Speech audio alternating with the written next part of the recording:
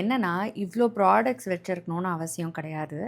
இதுக்கு பின்னாடி ஒரு சின்ன ஸ்டோரி அப்டின்னா, அ பிக் பாஸ்க்கு போற வரைக்கும் எனக்கு மேக்கப் ப்ராடக்ட்ஸ் கிடையாது. ஒரு ஐலைனர், ஒரு காஜல் வச்சிருப்பேன். லிப்ஸ்டிக் கூட கிடையாது. லிப் பால்ம் யூஸ் பண்ணுவேன் அவ்வளதான். ஸோ பிக் பாஸ் போறேன்னு சொல்லும்போது, என்னோட மேக்கப் ஆர்டிஸ்ட் அந்த டைம்ல பிரியான்னு சொல்லிட்டு ரொம்ப நல்ல ஃப்ரெண்டா இருந்தாங்க. ஸோ அவங்க சொன்னது, "உள்ள நீங்க வீக்கெண்ட்ஸ் எல்லாம் ரெடி ஆக வேண்டியது வரணும். உங்களுக்குன்னு ஒரு செட் ஆஃப் ப்ராடக்ட்ஸ் எடுத்துட்டு போங்கன்னு" சொல்லி ஃபர்ஸ்ட் என்ன கூட்டு போய் ஷாப்பிங் அவங்க தான் வாங்கி குடுத்தாங்க. கைட் பண்ணாங்க. ஸோ அப்போ தான் இந்த சூட் கேஸும் நான் வாங்குனேன். இத நான் பிக் பாஸ்க்கு எடுத்துட்டு போனது. Just for your information. So ஒரு ஃபவுண்டேஷன், ஒரு ப்ரைமர் இப்படி எல்லாத்துலயும் கொஞ்சம் கொஞ்சம் வாங்கிட்டு போனேன். ஸோ அங்க மேனேஜ் பண்ண கத்துக்கிட்டாங்க. அதுக்கு முன்னாடி ஒரு வாட்டி எனக்கு போட சொல்லிக் குடுத்தாங்க மேக்கப் பண்ண.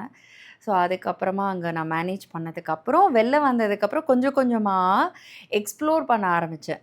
ஓகே, நம்மளும் வந்து இந்த ப்ராடக்ட் ட்ரை பண்ணலாம், இது ட்ரை பண்ணலான்னு சொல்லி வாங்க ஆரம்பிச்சது தான் இதுல வந்து முடிஞ்சிருக்கு.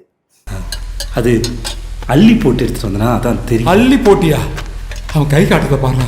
அள்ளி போட்டேன்றான்டா. ஸோ இத பார்த்துட்டு எல்லார்ட்டயும் உள்ள இருக்கணும்னு நினைக்காதீங்க. மேனேஜ் பண்ற அளவுக்கு இருந்தா போதும்.